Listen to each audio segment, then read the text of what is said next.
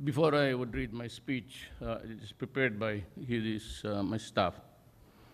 I'd like to say that in a few years, yung PNPA will be at the realm of the hierarchy of the Philippine National Police.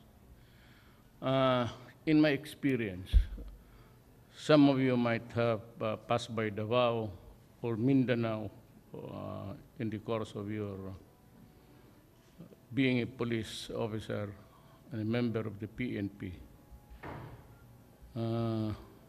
There is much to be desired. I'm very sorry to say that. Most of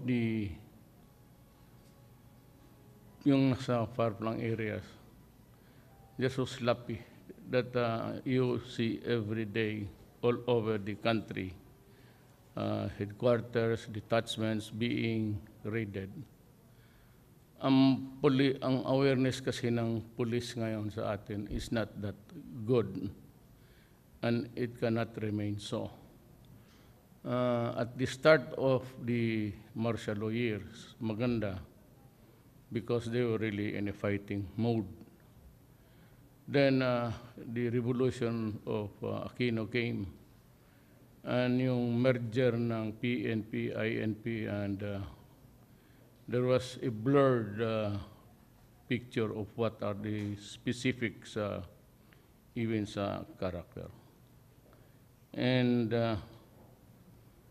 yung disiplina ninyo, taasan ninyo ng konti. And most of the police are quite lazy, almost indolent sa probinsya. Kaya naman paturatoy-turatoy kung mag-uwi, they have forgotten that the New People's Army have renewed their fight against government. Now, most of those who are really slaughtered are the ones who does not honor the modality or protocols to observe. Kaya ako naawa talaga sa mga police, because it's just a matter of police work within the perimeter. If you are guarding the police station within your AOR, karamihan yan maliliit lang naman except for the few barangays. In the meantime that we are still improving, and I will brief you. I cannot say yet in public right now. I have a new plan, but it has something to do with the improvement of the intelligence community. If you have a good intelligence network, and I know that you suffer from lack of funds, ang sabi ko naman kasi sa inyo, if you need something to improve your fighting capacity and to protect your own men, sabihin ninyo sa akin. Hindi ako nakulang ng bili. And there are things which were not relayed to me on time, but I got a wind of it maybe in the last few months of fighting in Marawi. Ngayon ko lang napadala because nobody really told me about it. Just simple as saying, Mayor, you address me as Mayor, do not address me as President. Nakukurnihan ako niyang titulo niya. Sabihin mo lang na ito yung pagkukulang namin. Rather than just keep shut about your mouth and yung malapit na, hindi ko naman talaga alam. But I said, you will have the best of the police and the military during my time. May priority. As a matter of fact, total malaman mo rin ito ng lahat sa gobyerno. Pasensya na po kayo, inuna ko yung mga taong inutusan kong magpakamatay. Gaya ng Marawi. I was not really happy declaring martial law, because I know the consequences and how it would play out dito sa ating environment. Kindly improve the police itself. Nandyan na kayo. I hope that I would maybe survive the next 5 years and we will be together And I intend to leave the office with a strong police and a strong army. Otherwise, we will be vulnerable. Alam mo naman ang fronts that we are fighting. We are fighting against terrorism. In our command conference, nothing was said about it yung first time. It was I who reminded you that there is a looming dark clouds in the horizon. So nobody was really talking about it. I said, may I add something to the agenda today? And I'm talking about the ISIS. Only that to a T. Ang sinabi ko, they will come. I was just waiting for yung kulo sa kulo because yun ang easiest way of egress and ingress nila. Labas-pasok sila dyan. Because we have the borders, also it's all Muslims there. I'm not saying that they are condoning it, allowing it, but I would say that the movement there would be very easy for them because mga Muslim and it is a recognized fact that all you have to do is to say that you're a Muslim and you are allowed to enter any of the countries there. Hindi naman kagaya nitong mga it's ironic that the Christians are not really freely allowed to visit any of the countries there, except for the rich and a few. And that is why, kung graduate ka ng Moro University in Mindanao, the first dream of yours is really to go to the educational centers in the Middle East, Libya, Egypt, at saka makapag-Hajj sila.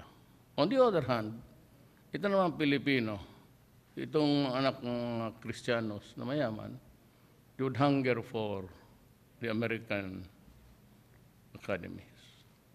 So, punta ng Yale, punta ng California, UCLA, and most of the Christians would hunger also for a trip to Rome. That is how divided, even sa education. But since we are all Filipinos, and perhaps what really happened was the imperialism. It's all imperialism. Even Israel, I was talking to a top honso sa kanilang it's always imperialism. The Middle East was invaded by Italy, France, Britain, America, and it was arbitrarily divided into states. There never was any Syrian, Iraq. They're all Arabs, and it used to be one nation. In natin dito, we belong to the Sri Visayas Empire. That is why you find a similarity in the Tausug and the Visayan dialect. If you listen very carefully, you'd get what they're talking about. The word Sri Visayas is not peculiar to the Visayan Islands or to the Visaya. It is really a term, part of the empire, of the Sri Visayas Empire of the Malay race. So, but you have to understand what's on the ground. Bakit nangyayari ito? What seems to be divide us, if there is really a clear reason for that? So what are our options? Terrorism here and in the Middle East is not really different. It's just to destroy, which is not Islam, and it is to kill, whether, there's no rhyme or reason, even in the Quran, which says that you can destroy and kill a person just because he is not a Muslim or considered an infidel. Ayan ang mahirap dyan. The catchy word now is, they say that, though I disagree as also the part Muslim on me says that's a very stupid thing. And we do not allow that. And you have to understand first how it came about. So in planning the culture of a certain place, if you're assigned, understand correctly what what's on the ground and what's the driving force. Then we move to itong sa droga. As I have said when I was mayor, and if you were assigned in Davao, I said that if you try to destroy my country, I will kill you. If you, with drugs, and destroy the youth, I'll still kill you. And I would like to remind everybody, those who are brilliant to understand words, and those who are really moronic or morons, who does not know English word and its implication. There is no law which says I cannot say that in defense of my country. There is no international law that would bound my mouth shut because just I say, do not destroy the youth of this land because I will kill you. It's a very legitimate and a valid reason to say that because the problem is already here.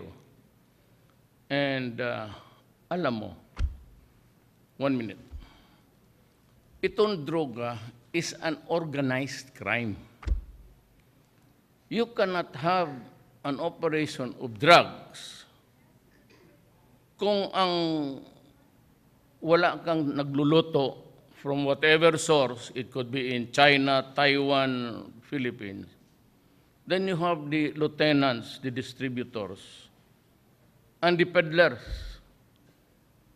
who may be rich or may be poor, but still, if it is an organized crime, it is really a conspiracy to commit a crime. So as mayor or as a president, I said, I will enforce the law neither for the rich, neither for the poor, but for everybody. Wala akong pakialam kung namatay ka penilis. Wala ka talagang pera. That's not my problem. My problem is to good that you're listening, enforce the law. The law does not say you excuse those who are poor. Place it on the law books and penal statutes, and I will honor it. But for as long as I am enforcing what is expected of me, and as a president of a republic, when I say that I will enforce the law against everybody, and that is sauce for the gander and sauce for the goose. Sabi nila, where are the big fishes? Binigyan ko na kayo ng mga mayor na big fishes. Itong si Mabilog, hindi na nga umuwi. Siguro alam niya na si Espinido naghihintay. Para hinog. There was really no democracy in Osamis. Kayo napunta doon. Was there? Was there an election? Was there a valid election, either national or local doon? Every election is always patayin yung kalaban, pati yung pulis niya na ayaw sumunod sa kanya, ang putang ina niya, pinapatay niya. Kaya ako sabi ko, this guy is a dangerous thing. We are a narco state. Na itong Congress, let me state now, I am not interested to appoint barangay captains. Disabuse your mind about Duterte holding so much power. Hindi na ako politiko po. I cannot run again. I do not care if I get 1 or 2. Total tumakbo ako, wala akong barangay dito sa Visayas, Luzon. A single soul except Davao City. Wala akong barangay captain. So wag ninyo ako pa ang itapon ninyo na sabi no dito walang eleksyon. I told you that we are in narco state now. 40% of the barangay captains and a lot of mayors. Yan lang ang sinabi ko. Kung sinabi ninyo, nagtanong ko, is it good to hold an election? I told you, bahala kayo. Sabi ng ibang mga senador na, don't you think that it is dangerous to place too much power in the hands? Ano ba kuha ako dyan? What? Boto? I cannot run anymore. That's why I'm not campaigning for anybody or for anything. I go into the provinces to look at the problems, into the problems rather. Wala akong I have no agenda. Yung sabihin mo yung mga critics, totoo yan. Sinadya ko lang yung binitawan ng PTB4 ng stasyon ko, pati yung akin. O di lumabas yung totoo. Sabi ko, ako, pulis kayo. Look into the records. Before the election, I said, you are in power, Malacañan. Kalkalin ninyo ang pinakabasura ng rural bank dito. Don't make me look stupid by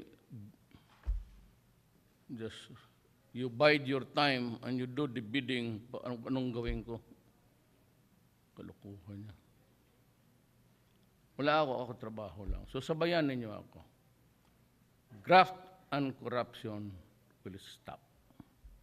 Wala akong palusutin sa friend or foe. In the early days, you lost your DILG secretary. Waste of money. A lot have been fired. Marami na akong pinaalis. Hindi ko lang pinapublish because I do not want to humiliate maybe the families.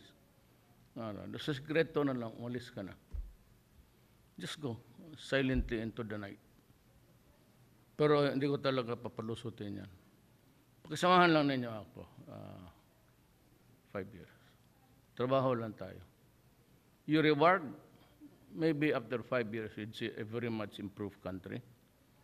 Less, hindi man talaga natin maano yung drugs. For as long as it is drugs, it will remain to be drugs. But we can pull it down to the barest minimum.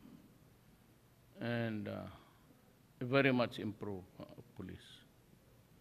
Bibigay ko sa iyo lahat yung gusto ninyo. Kaya yung hindi ko binibitawan, walang mayor na exercise ng police power, selected few. If the mayors cannot handle power and they cannot handle greed, I'm sorry. Andiyan na kayo sa position. There are provinces which I cannot mention now, maybe in a command conference. Nagpapatayan sila dyan, tapos pinabahid sa akin yung... But I know sila yan. Hindi ako matalo sa intelligence. I will not anymore. Basta sinabi ko, bata ninyo ako. In the realm of your work and my work, bata ninyo ako. Ako yung utusan ninyo, bilihin mo ito, bilihin mo ito. Kayo trabaho. Your life and my life, there's no less meaning of each other's existence. Pareho tayo. One life, different work, and happened na ang Constitution, ako yung Bader to yung tutok lang kayo doon sa chief ninyo. He means well, si Bato. Okay, na-assign naman kayo ng Davao. Sundin lang ninyo. Ang hiningi ko lang na walang graft. So kung anong maibigay doon sa itas, pagdating, kailangan dumating sa baba yan. Do not ask the station commanders to liquidate an amount na hindi dumadating sa kanila. Because that is the practice. They are forced to, pati kayong dumaan, huwag na tayo magbulhan. Down the line, it has to stop. Ibigay mo doon sa pinaka-patrolman yung pera niya. Ako na, ano bang ranggo ninyo? Dublado na ang sweldo ninyo January. A lot of you will be receiving something like almost 82, zero na. Ano yung pera na marami? Yung, ano mo? Ito si Isak naman yan. Huwag mo nang balikan to. Wala to. Layasan mo yan. Magkihalo pa yan doon sa pera mo. Kalalaki ng the law says it could not be equal one on one or one for one. But the highest sa inyo is 73. On the average, 73%. Kaya ang lalaki ng sweldo ninyo. Dapat kayo na ang hold upin ng mga kriminal, putang ina. Kayo yung may pera eh. Can just imagine, maghabulan lang tayo. Mine is 100. The generals, plus their allowances, susubra yan. Ako magkalkal ka dito ng resibo na isa. Sweldo lang ako, nothing else. Generals plus the allowances, lahat. Kung wala pa namang trabaho, pag kumali sa ng droga, babarilin ko kayong lahat. It's a fucking idiotic thing to do that. Please do not do that. Please do not do that. Pagkabarilan tayong lahat. Tingnan mo. Amunan kita talaga ng draw. Please do not do that. Magkasala na kayo. 2 asawa mo, 3. Hindi bahala ka. Tanginang yan. Kailan ka ng kaso, pero wag yung droga. Pati yung murder for hire, yung mga ninja. Gusto ito, pera to. Pinatungan ko ng 2 million yung mga letseng yan. Bakit wala pang hanggang ngayon? Yung ninja cops, ilan pa ang nag-surrender? Just balutin mo na yung ulo nila, ilagay mo dyan sa hagdanan ko. Okay na yan. No questions asked. Mga putang inang pulis na yung gago. Gusto ninyo magnegosyo, sabihin ninyo, look, ganito. Kung may problema kayo at mabigat, hindi ninyo kayang headquarters cannot solve it. You call Bong. Kilala ninyo si Bong. And we will talk. And invite you for coffee and we will talk about your problem. Yan ang pangako ko. Any problem at all. Cancer ng anak, asawa, gano'n. Malaking come to me. Huwag ka na maghingi doon sa dadaldal pa yan. I know na malaki ang gasto dyan. We can always socialize the pricing. Marami may government hospital o baski saan ano ninyo, gusto ninyo. Kung gusto mo ipadala sa Amerika, di okay. Kasi mahal mo. Ayaw mo mamatay siya. Kasi marami na sila. Salamat po. Thank you very much, Mr. President, for your message.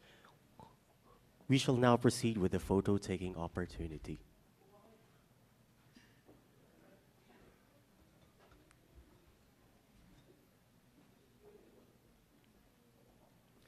May we now invite PNP AAAI corporate officials to join the President in front. Thank you.